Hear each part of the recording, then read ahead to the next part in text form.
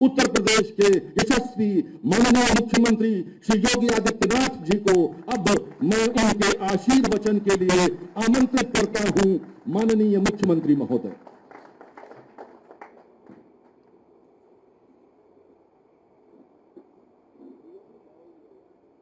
Mobile veterinary unit के flag of कार्यक्रम में प्रदेश की राजधानी लखनऊ में आज यहां पर उपस्थित भारत सरकार के पशुधन, मत्स्य एवं डेयरी मंत्रालय के माननीय मंत्री श्री पुरुषोत्तम रूपाला जी, प्रदेश सरकार में मेरे वरिष्ठ सहयोगी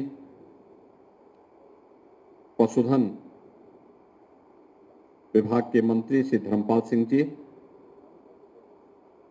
केंद्रीय मंत्री श्री कौशल किशोर जी, उत्तर प्रदेश वेटनरी काउंसिल के अध्यक्ष और माननीय विधायक डॉक्टर DC वर्मा जी, कृषि उत्पादन आयुक्त श्री मनोज कुमार सिंह जी, अपर मुख्य सचिव पशुधन श्री रजनीश दुबे जी, प्रमुख सचिव गृह श्री संजय प्रसाद जी, पशुधन विभाग से जुड़े हुए सभी अधिकारीगण और आज के इस कार्यक्रम में उपस्थित सभी महानुभाव, उपस्थित भाइयों बहनों,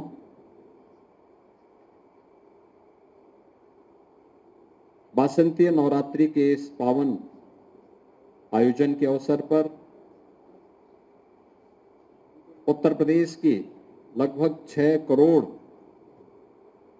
पशुधन के संरक्षण और संवर्धन की दृष्टि से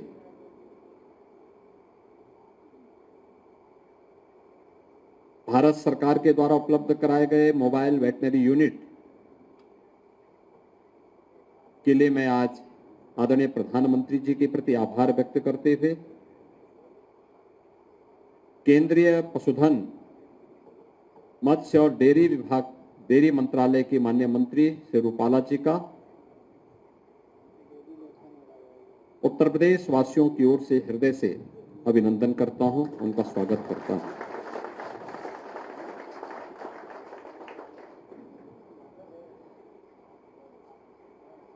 ये वास्तव में उत्तर प्रदेश के पशुधन के संरक्षण और संवर्धन का एक नए अध्याय की शुरुआत है। 520 मोबाइल वेटनरी वैन आज के बाद से उत्तर प्रदेश के विभिन्न जनपदों में जाकर के 1962 टोल फ्री नंबर पर कॉल करके इन सेवाओं को प्राप्त कर सकता है। अक्सर क्या होता था, हम लोग देखते थे इन चीजों को, कोई जानवर बीमार है, कोई गोवंश बीमार है, कोई भैंस बीमार है, कोई बकरी बीमार है, समय पे डॉक्टर नहीं पहुंच पाते थे, समय पे सूचना नहीं दे पाते थे। वेटनरी चिकित्सकों की कमी के कारण अक्सर ये समस्या देखने को मिलती थी। दूसरा, कहीं पे कोई एक्सीडेंट किसी गोवंश का हो गया, किसी भैंस का हो गया, किसी बकरी का हो गया, समय पे उसको उपचार की सुविधा नहीं मिल पाती थी। ये मोबाइल वेटनरी वैन अब प्रदेश के 5 जोन में वहां पर कमांड एंड कंट्रोल सेंटर के माध्यम से संचालित होंगी।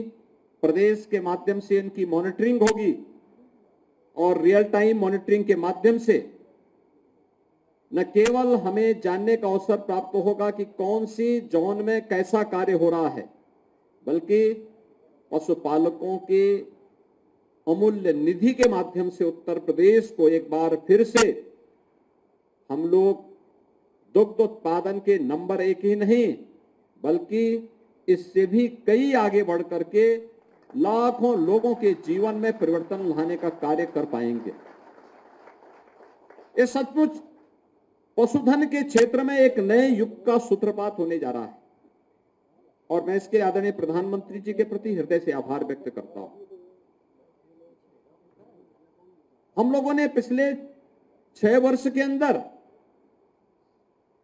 आदरणीय प्रधानमंत्री जी के मार्गदर्शन में, उनकी प्रेरणा से उत्तर प्रदेश के अंदर गोवंश के संरक्षण और उसके संवर्धन के लिए अनेक प्रयास किए। अन्नदाता किसानों के जीवन में परिवर्तन हो, उनकी आमदनी कई गुना बढ़े, इसके लिए तो प्रयास हुए ही, लेकिन साथ साथ अन्नदाता किसानों की फसलों को भी सुरक्षित रखा जा सके, इसके लिए पशुधन विभाग के द्वारा अनेक कार्यक्रम प्रारंभ किए गए। ये कार्यक्रमों की अपनी एक लंबी श्रृंखला है। आज भारत सरकार के साथ मिलकर के हम लोग नस्ल सुधार की दिशा में भी एक बड़े अभियान को आगे बढ़ा रहे हैं। निराश्रित गोवंश के संरक्षण के लिए 6,600 से अधिक निराश्रित गौ आश्रय स्थल स्थापित किए गए हैं और मुझे बताते हुए प्रसन्नता है कि प्रदेश के अंदर कुल 12 लाख निराश्रित गोवंश हैं और उनमें से 11 लाख के संरक्षण की जिम्मेदारी अकेले प्रदेश सरकार उठा रही है, जिसमें प्रति गोवंश 900 रुपये महीने देने का कार्य हम लोग करते हैं।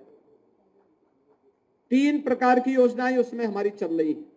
पहली योजना जो सरकार के द्वारा संचालित निराश्रित गो आश्रय स्थलों में, जहां पर लगभग 10 लाख के आसपास गोवंश को रख करके उनकी सेवा, उनकी सुरक्षा, उनके संरक्षण और उनके संवर्धन के लिए सरकार कार्य कर रही है।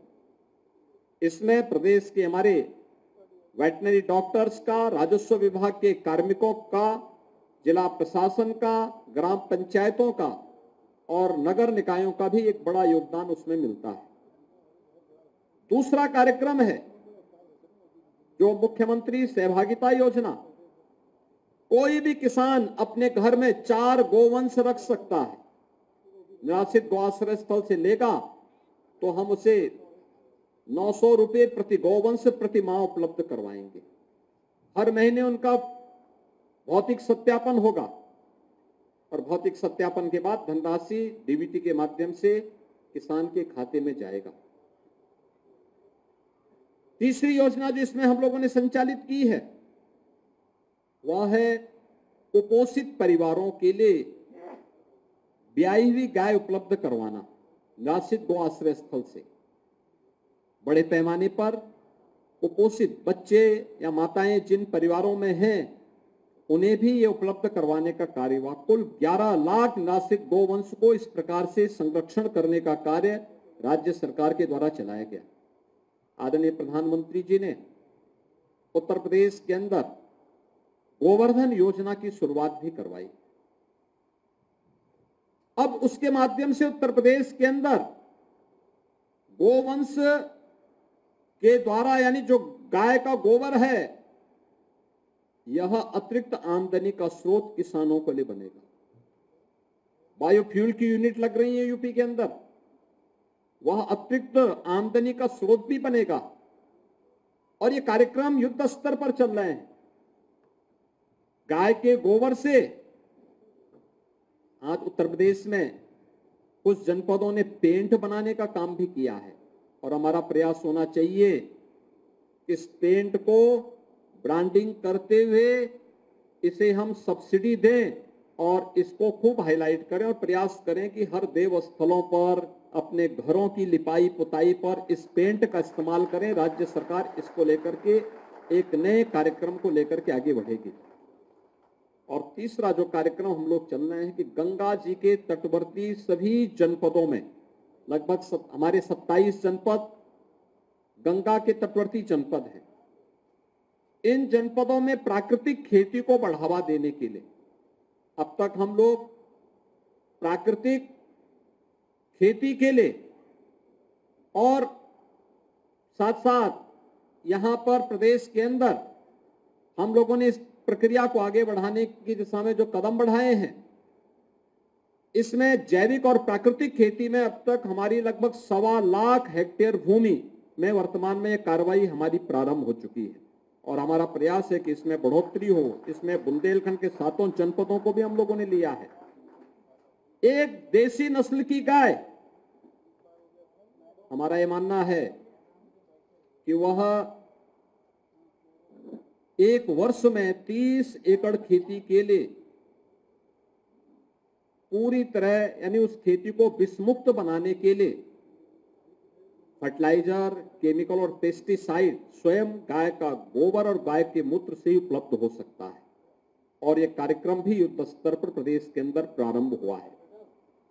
भाइयों बहनों, आज का यह कार्यक्रम बहुत महत्वपूर्ण कार्यक्रम है। जैसे कि रूपाला जी ने अपने संबोधन में कहा भी, अनेक योजनाएं प्रधानमंत्री मोदी जी के नेतृत्व में देश के अंदर पिछले 9 वर्ष के अंदर चली हैं, जिसने देश के प्रत्येक नागरिक के जीवन में व्यापक परिवर्तन करके रखा है। देश के अंदर शासन करने का अवसर बहुत सारे लोगों को प्राप्त हुआ होगा, बहुत सारे लोगों को प्राप्त हुआ, बहुत सारे राजनीतिक दलों को भी प्राप्त हुआ, लेकिन उनकी संवेदना जब मनुष्य के प्रति नहीं थी तो उनकी संवेदना एक मूक जीव के प्रति होगा, ये तो कल्पना से भी बाहर है। गांधी जी ने अपने जीवन में सदैव सत्य, अहिंसा और सत्य को स्थान दिया था। उन्होंने हमेशा इस बात के लिए उनका आग्रह था, उनका आग्रह ही सत्याग्रह कहलाया, यानी सत्य के मार्ग पर चलने वाला ही सत्याग्रह कर सकता है। असत्य के मार्ग पर चलने वाला कभी सत्याग्रह की बात करे, यह व्यक्ति के यानी आचरण और व्यवहार, आचार और विचार, कथनी और करनी दोनों के भेद को बहुत स्पष्ट कर देता है कि व्यक्ति बोलता कुछ और है, करता कुछ और है, कोई उस पर विश्वास नहीं करे। और सत्याग्रह के मार्ग पर चलने की जो प्रेरणा बापू ने दी, वास्तव में वही सत्य का आग्रह जो अपने जीवन में कर सके, मन, वचन और कर्म से सत्य का आचरण जो व्यक्ति करता हो, उसके अनुसार व्यवहार करता हो, वही सत्याग्रह है। लोकतंत्र को कमजोर करने वाले सत्याग्रह नहीं कर सकते। आकंठ भ्रष्टाचार में डूबे हुए लोग सत्याग्रह नहीं कर सकते। मौन जीवों की बात तो दूर, मनुष्य के प्रति भी जिनकी संवेदना न हो, वह सत्याग्रह भी नहीं कर सकते। देश को जातिवाद, क्षेत्रवाद, भाषावाद और तमाम वादों में बांटने वाले भी सत्याग्रह नहीं कर सकते। अपने देश की निंदा करने वाला कभी सत्याग्रह नहीं कर सकता। भारत को कटघरे में खड़ा करने वाला व्यक्ति और भारत के बहादुर जवानों के प्रति जिनके मन में श्रद्धा और सम्मान का भाव नहीं, जो विपरीत परिस्थितियों में भी भारत की सीमाओं की रक्षा कर रहे हैं, उन जवानों के प्रति भी सम्मान का भाव जिस नागरिक के मन में नहीं, वह सत्याग्रह की अगर बात करे तो ये अपने आप में इससे बड़ी विडंबना और क्या हो सकती है। और इसीलिए आज जब हम यहां पर आए हैं, मुझे बताते हुए प्रसन्नता है कि उत्तर प्रदेश सरकार आदरणीय प्रधानमंत्री जी के नेतृत्व में उन सभी स्कीम को, उन सभी योजनाओं को प्रदेश के अंदर प्रभावी ढंग से लागू करने वाले राज्यों में से एक है। गरीब को बिना भेदभाव के शासन की योजना का लाभ प्राप्त हो। न जाने कितने लोगों के जीवन में उसका परिणाम सामने आया है। बीमारियों से लोग मुक्त हुए हैं, उनका जीवन स्तर बढ़ा है। ईज ऑफ लिविंग के स्तर को बढ़ाने में जहां उत्तर प्रदेश ने सफलता प्राप्त की है, वहीं उत्तर प्रदेश निवेश के लिए एक बेहतरीन गंतव्य के रूप में स्थापित हो, ईज ऑफ डूइंग बिजनेस में उत्तर प्रदेश ने एक लंबी छलांग लगा करके आज जो स्थान प्राप्त किया है, वह उत्तर प्रदेश के युवाओं के उज्जवल भविष्य को आगे बढ़ाने का एक सशक्त माध्यम बना हुआ है। मैं आज के इस अवसर पर आदरणीय प्रधानमंत्री जी का हृदय से आभार व्यक्त करूंगा कि उत्तर प्रदेश की 6 करोड़ यानी 24 करोड़ लोगों के जीवन में तो परिवर्तन करने के लिए शौचालय से लेकर के उज्ज्वला योजना के कनेक्शन, आवास से लेकर के उन्हें पब्लिक ट्रांसपोर्ट की बेहतरीन सुविधा उपलब्ध करवाने के लिए, अच्छा इंफ्रास्ट्रक्चर उपलब्ध करवाने के लिए डबल इंजन सरकार हमेशा तत्परता के साथ कार्य की है। लेकिन आज उन 6 करोड़ मौन जीवों के लिए भी, मूक जीवों के लिए भी ये मोबाइल वेटनरी वैन हम सबको उपलब्ध करवाया गया है। लंपी डिजीज की बात यहां पर माननीय रूपाला जी कर रहे थे। ये वास्तव में एक चैलेंज था और वह तब जब अगल बगल के राज्यों में बीमारी फैल चुकी थी, लेकिन उस समय हमारी टीम ने, वेटनरी विभाग ने, राजस्व विभाग ने, पुलिस विभाग ने, सब ने मिलकर के टीम वर्क का जो परिचय दिया, आज परिणाम हम सबके सामने है। लंपी डिजीज 4-6 जनपदों तक सीमित रहा और उसमें भी कुछ ही गोवंश उसकी चपेट में आए थे। शेष पूरी तरह नियंत्रित किया गया। उसके बड़े पैमाने पर यहां पर वैक्सीन उपलब्ध कराए गए। आदरणीय प्रधानमंत्री जी का और माननीय रूपाला जी का मैं हृदय से धन्यवाद करूंगा कि यहां पर उत्तर प्रदेश सरकार को जितनी हमने वैक्सीन मांगी, हमें वैक्सीन उपलब्ध हो गई। हम आभारी हैं आदरणीय प्रधानमंत्री जी के कि फुट एंड माउथ डिजीज यानी खुरपका और मुंहपका के वैक्सीनेशन की शुरुआत आदरणीय प्रधानमंत्री जी ने उत्तर प्रदेश के मथुरा से ही की। मथुरा कान्हा की भूमि है,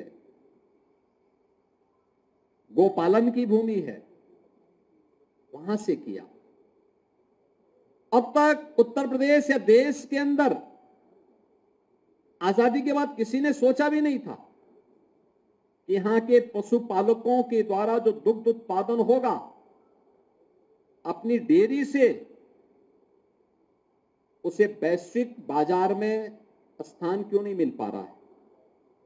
कारण था, नमूने जब फेल होते थे कटघरे में हम सब खड़े हो पाते जाते थे, लेकिन पहली बार हुआ है जब खुरपका और मुंहपका जैसी बीमारियों को पूरी तरह समाप्त करके हम लोग न केवल उस मूक जीव को संरक्षण देने का कार्य करेंगे, बल्कि अपने पशुपालकों की आमदनी को भी कई गुना बढ़ाने के लिए और उनके प्रोडक्ट को वैश्विक बाजार में उपलब्ध करवाने के लिए एक मंच भी देंगे। यह अभियान भी उत्तर प्रदेश से ही आदरणीय प्रधानमंत्री जी ने प्रारंभ किया था और उसकी बहुत अच्छी सफलता उसकी हमें प्राप्त हुई। मैं इन सभी कार्यक्रमों को आगे बढ़ाने के लिए भारत सरकार के सकारात्मक योगदान के लिए हृदय से धन्यवाद देते हुए माननीय मंत्री जी का, रूपाला जी का, आज के इस लखनऊ आगमन पर अपने व्यस्त कार्यक्रम में से, इस समय उन्हें तमिलनाडु में रहना था एक कार्यक्रम में,